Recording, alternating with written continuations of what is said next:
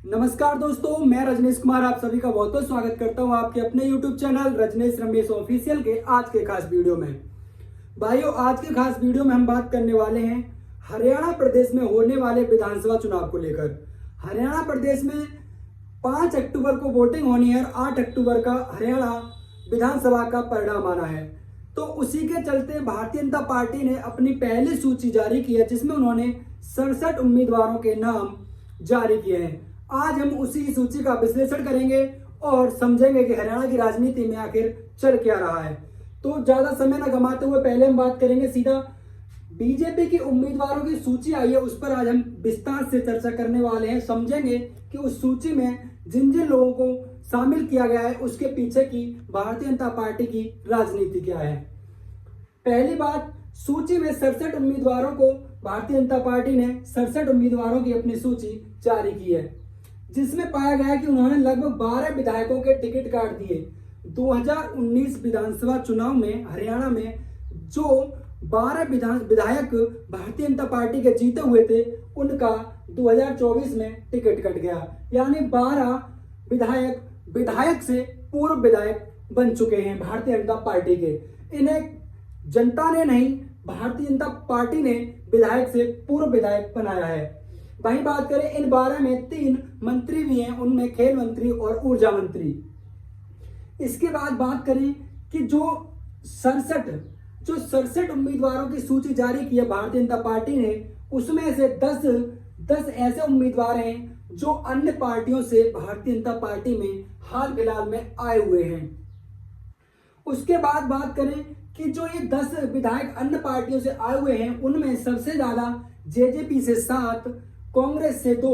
और आईएनएलडी से 1, यानी ये 10 नेता अन्य पार्टियों से भारतीय जनता पार्टी में आए हुए हैं। जेजेपी के इन 7 में से 5 वर्तमान विधायक जो 2019 में उनके 10 विधायक जीते थे, उनमें से 5 विधायक बीजेपी में शामिल हो गए। साथ ही 2 जेजेपी के बड़े नेता भी बीजेपी में शामिल हुए हैं और उन 7 के 7 को भारतीय जनता पार्टी ने टिकट दिया है। वहीं 2 जो कांग्रेस के नेता आए थे, उनमें से 2 को और 1 आईएनएलडी के 1 नेता को टिकट दिया है। इस तरह से इन 67 में 10 अन्य पार्टियों से आए हुए नेताओं को भारतीय जनता पार्टी ने हरियाणा विधानसभा चुनाव में उम्मीदवार बना दिया है। अब आगे बात करते हैं सुनील सांगवान रोहतक की एक जेल के जेलर हैं, जिस जेल में हरियाणा के बाबा राम रहीम रेप और हत्या के मामलों में जेल काट रहे हैं। सुनील सांगवान उसी जेल के जेलर थे और इन्होंने लगभग अभी पिछले जब से उनको जेल हुई थी उससे लगभग 10 से 12 बार वो जेल से बाहर आ चुके हैं बाबा राम रहीम। उनमें से 6 बार सुनील सांगवान ने बाबा राम रहीम को पैरोल दी और उन्हें जेल से बाहर भेजा। इसी के चलते भारतीय जनता पार्टी ने उनको यह पुरस्कार दिया है कि जो जेलर थे और अभी 3-4 दिन पहले उन्होंने जेलर के पद से इस्तीफा दिया और उसके दूसरे ही दिन भारतीय जनता पार्टी की इन 67 उम्मीदवारों की सूची में उनका भी नाम आ जाता है। यानी उन्होंने भारत की कार्यपालिका न्यायपालिका में रहकर जो बीजेपी का साथ दिया, उसका उन्हें पुरस्कार मिला, जेलर से बीजेपी पार्टी के उम्मीदवार बने। इसके अतिरिक्त ये पहला भारतीय जनता पार्टी में ये पहली बार नहीं हुआ है कि किसी सरकारी व्यक्ति ने किसी सरकारी दायित्व पद पर रहते हुए देश की सेवा करने वाले व्यक्ति ने 2 या 3 दिन में अपना पद से इस्तीफा दिया हो और डायरेक्ट उन्होंने भारतीय जनता पार्टी ज्वाइन की हो। सुनील सांगवान जी की यहाँ बात हो रही है तो मैं आपको एक नाम से और रूबरू कराना चाहूंगा, जो था पश्चिम बंगाल यानी कोलकाता हाईकोर्ट के जो जज थे। उन्होंने लोकसभा चुनाव 2024 से पहले बीजेपी पार्टी में अपने हाईकोर्ट में जो जज थे उससे इस्तीफा दिया और उन्हें तुरंत ही भारतीय जनता पार्टी ज्वाइन की। उनको संसद का टिकट भी मिला और सांसद आज वो वर्तमान में सांसद भी है, यानी उन्होंने 2024 में संसद का चुनाव भी जीता। सुनील सांगवान जी ने यहाँ पर अपने पद पर रहते ही भारतीय जनता पार्टी की मदद करने का ये फल नहीं पाया। उन्होंने एक और बड़े नेता के, बीजेपी के जो बड़ी नेता थी, उनको रिप्लेस किया है। इन्होंने भारतीय जनता पार्टी की जो महिला पहलवान है बबीता फोगाट, जो यहाँ से इनको दादरी से टिकट दिया गया है, तो जहां से जो उम्मीदवार थी उनका ही पत्ता साफ कर दिया और ये जेल में रहते हुए जो भारतीय जनता पार्टी की इन्होंने सेवा की, उनके जो नेताओं के या उनके जो भारतीय जनता पार्टी की बड़ी लीडरशिप के जो दिशा निर्देश थे उनका पालन किया, उसके चलते इन्होंने भारतीय जनता पार्टी की टिकट भी पाई, साथ ही एक महिला पहलवान को भी किनारे कर दिया जो भारतीय जनता पार्टी में अपना कैरियर बनते हुए देख रही थी। इसके बाद हम बात करते हैं जेजेपी के जो 7 नेता जो जेजेपी को छोड़कर बीजेपी में आए हैं, उनमें से 4 जाट हैं। अब मैंने इस चीज को थोड़ा यहाँ पर लिखने की जो कोशिश की है, उसमें आपको एक छोटा सा मैसेज मैं देना चाहता हूँ। उसका मैसेज ये है कि भारतीय जनता पार्टी पिछले 10 वर्षों से हरियाणा में शासन में है, वहीं उसका लगभग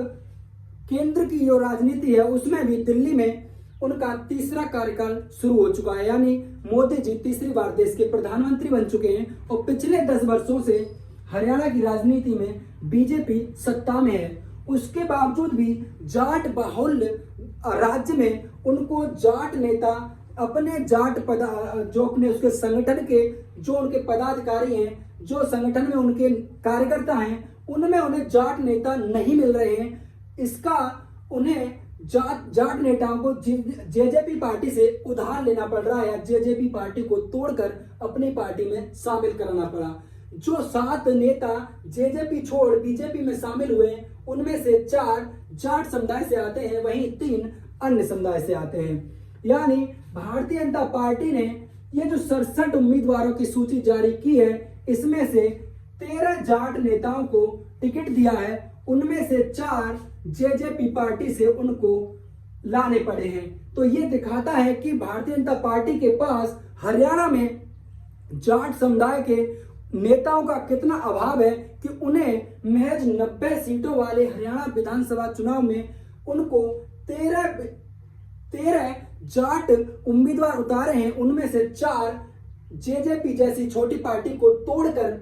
लाने पड़े हैं। यानी जो 7 आए थे उसमें से 4 जाट समुदाय थे, उनको जो बीजेपी ने 67 में 13 जाट उम्मीदवारों को उतारा है, उनमें से 4 जेजेपी से है।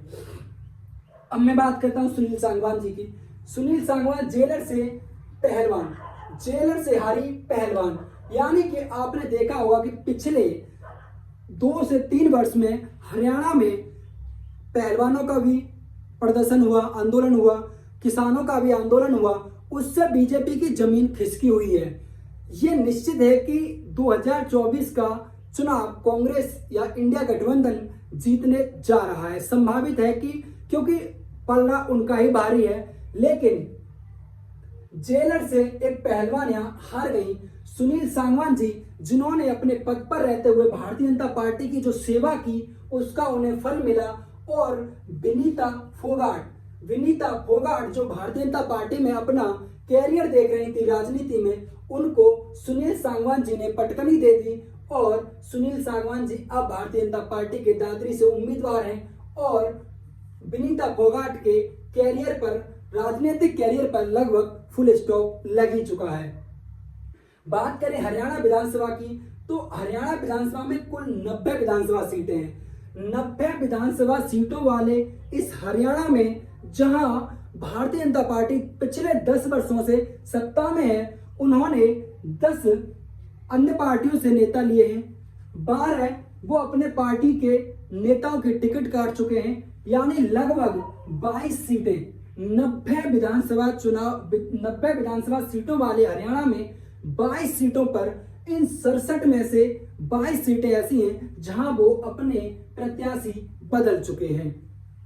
ये दिखाता है, ये नंबर, ये आंकड़े इस बात की गवाही दे रहे हैं कि हरियाणा में भारतीय जनता पार्टी की जमीन किस कदर खसकी हुई है कि उन्हें 67 में से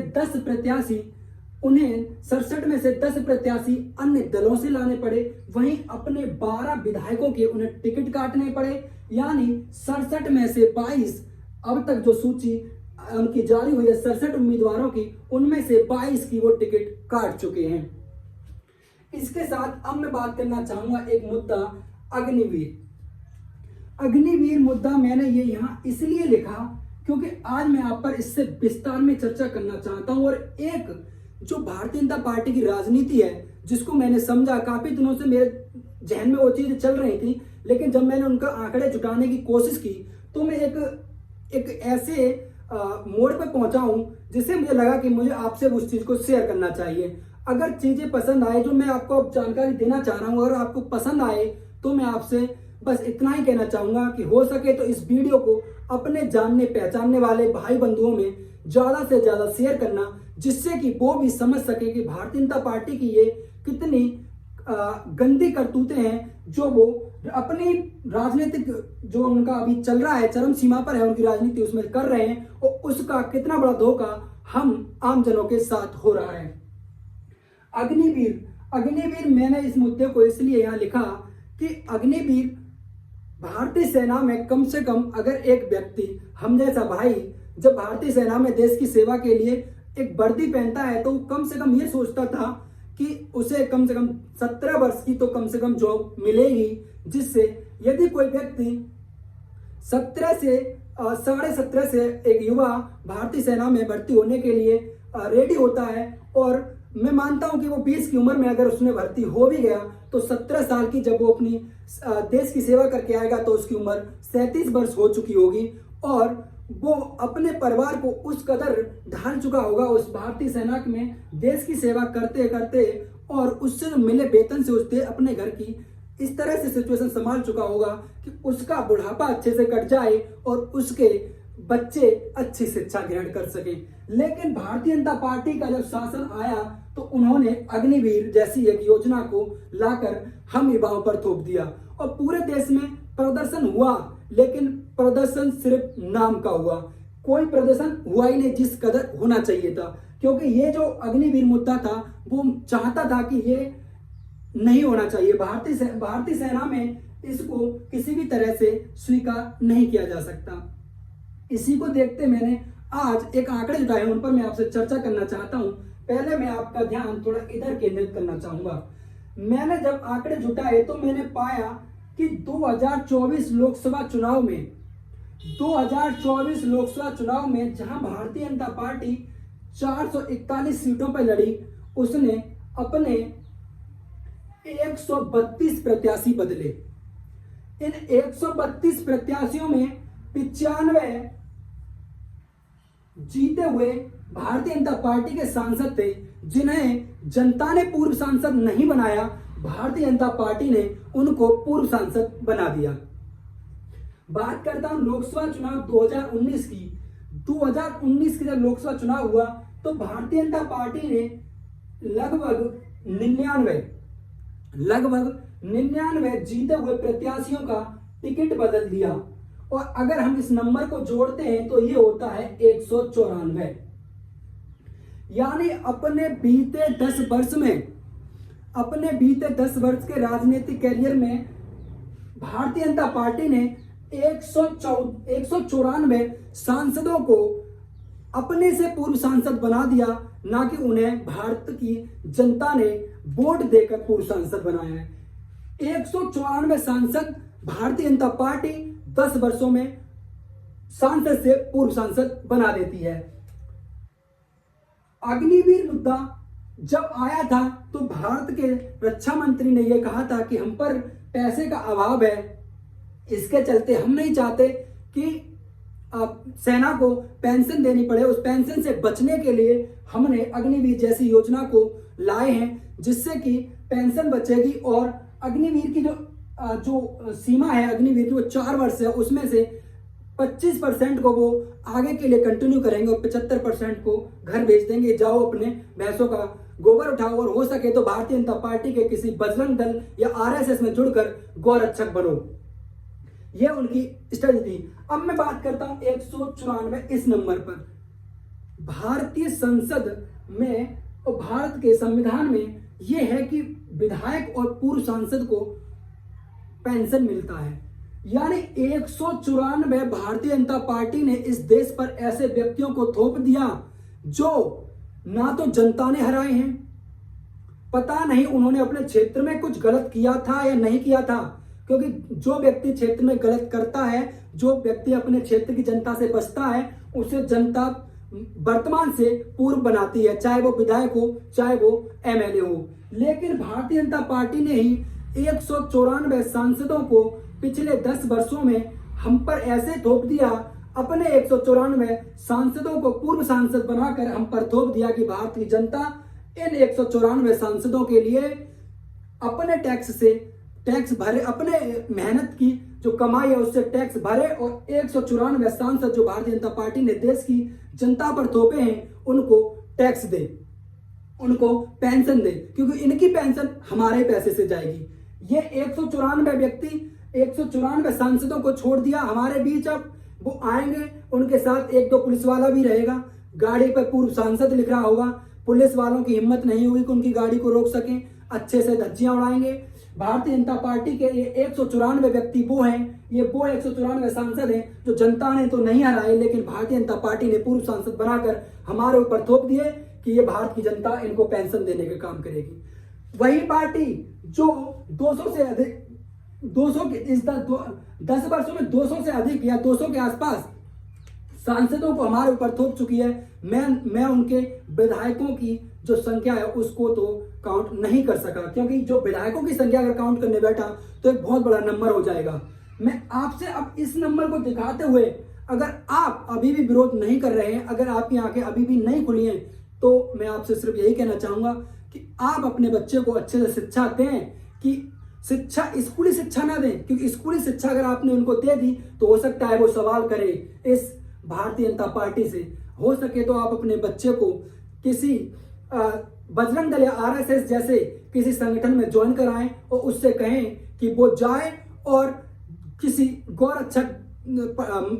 मंडली से जुड़े और गौरक्षा अच्छे से करे, क्योंकि उनके लिए इस देश में इतना भी पैसा नहीं है कि वो भारतीय सेना में एक सैनिक के तौर पर सेना में जा सके, देश की सेवा कर सके, और आपका जो आप उन बच्चों के माता पिता हैं उनका बुढ़ापा अच्छे से काट सके, अपने वो जीवन अच्छे से काट सके, अपने बच्चों को अच्छी शिक्षा देने लायक अपने घर की स्थिति बना सके। इतना पैसा भारतीय जनता पार्टी के पास नहीं है, लेकिन उनके पास एक अच्छी स्ट्रेटेजी है कि उन्होंने 194 सांसदों को पूर्व सांसद खुद से बनाकर आपके ऊपर थोप दिया कि आप इनकी पेंशन भरो,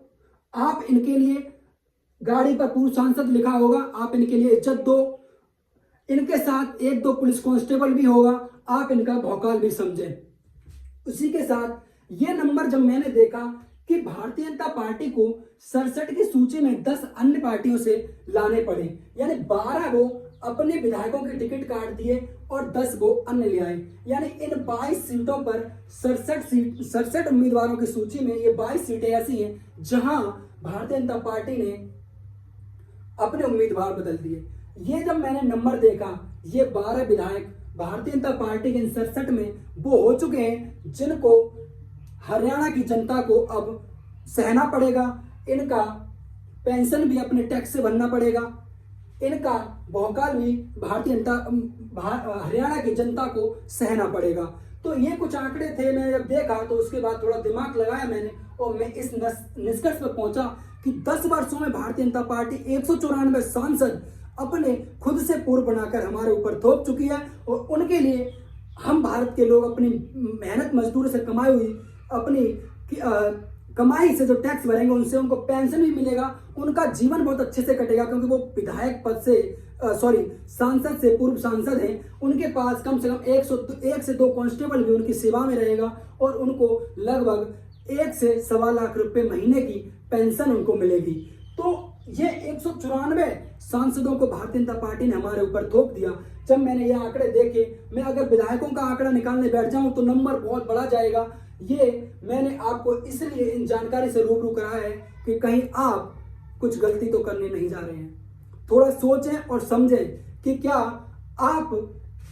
इन चीजों को, जब मैंने आपके सामने रखा है तो मैं आपसे एक ही निवेदन करना चाहूंगा कि आप जरा सोचें कि आप उस देश में हैं जिस देश में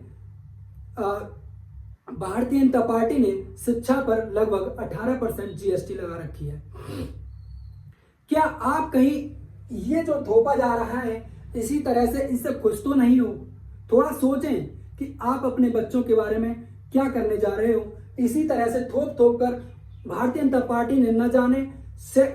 194 तो मैं आपको यहाँ दिखा चुका, 12 आप ये देखिए 200 से अधिक तो मैं आपको दिखा रहा हूँ यहाँ पर। अगर मैं पूरे देश में अगर पूर्व विधायक जो विधायक थे, जनता ने उन्हें पूर्व विधायक नहीं बनाया, भारतीय जनता पार्टी ने उन्हें पूर्व विधायक या पूर्व सांसद बनाया, उनका अगर मैं आंकड़ा निकालूं तो मैं समझता हूं कि वो संख्या लगभग 500 प्लस हो जाएगी। और ऐसे 500 व्यक्तियों को भारतीय जनता पार्टी ने आपके बीच छोड़ रखा है कि जाएं वो गाड़ी लें, लाल बत्ती की गाड़ी के साथ भौकाल करें और भारतीय जनता पार्टी के लिए काम करें। क्या आप इन चीजों से थोड़ा भी समझदार नहीं है? क्या इन चीजों से कुछ समझ सकें? मैं चाहता हूं कि मैं जो समझाना चाह रहा हूं, मैं जो नहीं बोल पा रहा हूं उसे आप समझ पा रहे होंगे। तो अगर मेरे द्वारा बताई जानकारी यदि आपको पसंद आई हो तो वीडियो को लाइक करना। आपका जो भी सवाल या सुझाव है मेरे लिए उसे कमेंट में टाइप करें। मैं आपके हर सवाल और सुझाव का उत्तर देने के लिए अपने आप को बात समझता हूं। साथ ही आपसे एक निवेदन करना चाहूंगा कि वीडियो में दी हुई जानकारी यदि आपको पसंद आ रही हो तो इस वीडियो को अपने जानने और पहचानने वाले भाई बंधुओं में ज्यादा से ज्यादा शेयर करना। और यदि आप मेरे चैनल पर पहली बार आए तो चैनल को सब्सक्राइब करके बेल आइकन ऑन कर लें, जिससे कि आपका और हमारा आगे के लिए मिलना जुलना बरकरार बना रहे। तो मिलते हैं अगले वीडियो में, तब तक के लिए जय हिंद, जय भारत।